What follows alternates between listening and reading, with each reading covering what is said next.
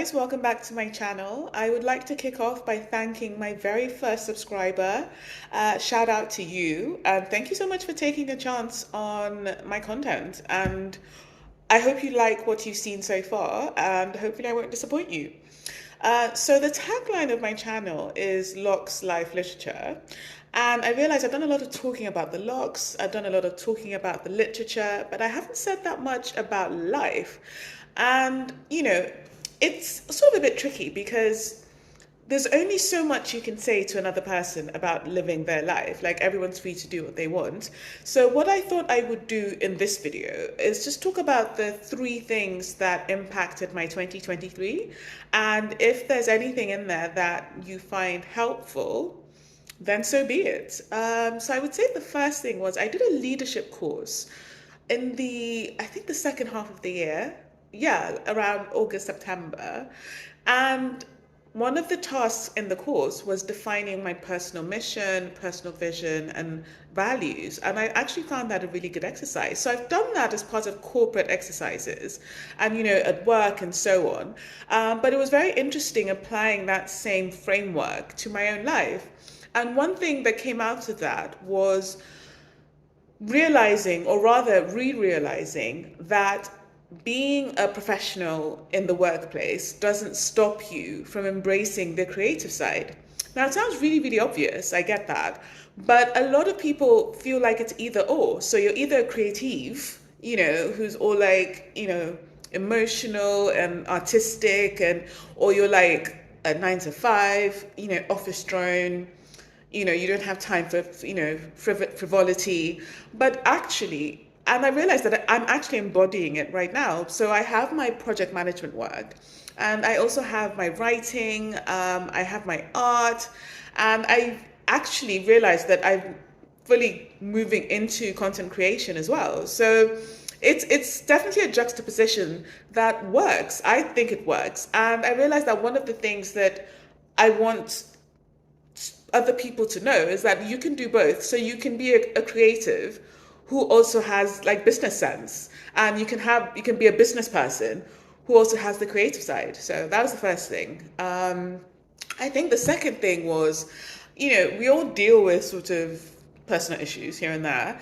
Again, this is something that may seem obvious, but to me, every now and then you go through a situation that reminds you of something, and you're like, okay, I have to know my worth. I think, without going into too much detail, I would like to say that it's really important that you surround yourself with people who care for you and care about you and are considerate of your time and of your energy and of your feelings, especially if you're doing that for them in the first place. Because it's very easy to get sucked into, because not just in romantic relationships, you can also find toxicity in friendships as well and in business relationships. So what I'm talking about applies to all three spheres. It's not limited to just one.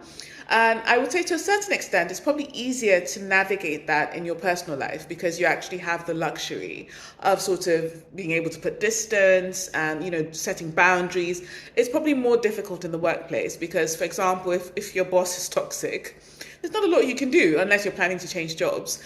And I suppose if you have a very difficult coworker, you can sort of transfer away, or you can address it head on. I'm not big on confrontation unless it's absolutely needed. So I'm definitely more of the conflict resolution, finding a way to work around the problem until, it's apparent that sometimes a direct conversation is the only way. And when it comes down to that, you'll know. But I've never really been an abrasive person. So it's not really in my nature to immediately go in at, this is what you're doing wrong. And this is, you catch more flies with honey, I think is the saying. So that was the second thing. And I think the third thing was, the last quarter of 2023 was pretty tough. There was just a lot going on.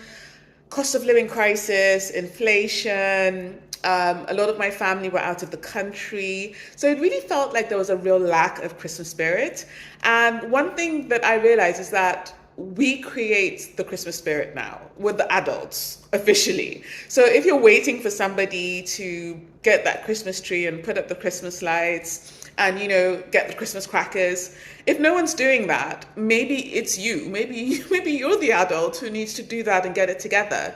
So after sort of waiting for the Christmas spirit to appear, I realized that I would literally have to create it. So it looks like different things for different people. For some people, it's indulging in all the Christmas paraphernalia, you know, all the trappings, like the stuff I just mentioned. And for other people, it looks like actually taking the time to rest, recharge your batteries, fully switching off from work, actually going out, seeing friends, seeing family, eating too much food, drinking too many drinks, whether alcoholic, non-alcoholic, no judgment. And, you know, just basically giving yourself permission to take things easy. Because guess what? We work so hard the remaining, I mean, I don't know, if you do a summer holiday, let's say you do 2 weeks summer holiday, and if you're lucky, maybe you do 2 weeks of Christmas. That's 4 weeks off the year, excluding public holidays or bank holidays, whatever you call them. So there's 52 weeks in a year. So that's, if we're looking at it, it's about 40 something weeks of like pure nose to the grindstone, getting stuff done, you know, bash, bash, bash. So never feel, you know, guilty about taking time off. Like, it's your time off. And if you don't take time off, eventually your body will let you know. And it may do that in quite spectacular fashion. Trust me, you don't want that burned out exhaustion. You know, it's not cute. Yeah, okay, so those are my 3 things from 2023. I hope at least one of them resonated. One of my resolutions for 2024 is actually to be way more consistent with uploading videos to YouTube.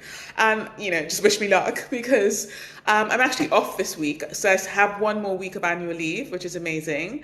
And then back to work next week. So I think the trick is finding out how to combine content creation for work, because I do a lot of it for work as part of my project management role, and content creation for myself personally, and being able to honor both sides and create time for both sides. So yeah, we'll see. Anyway, so thank you again to my first subscriber. Hopefully a couple more people join you soon, and I will see you for the next video. Thank you so much for watching.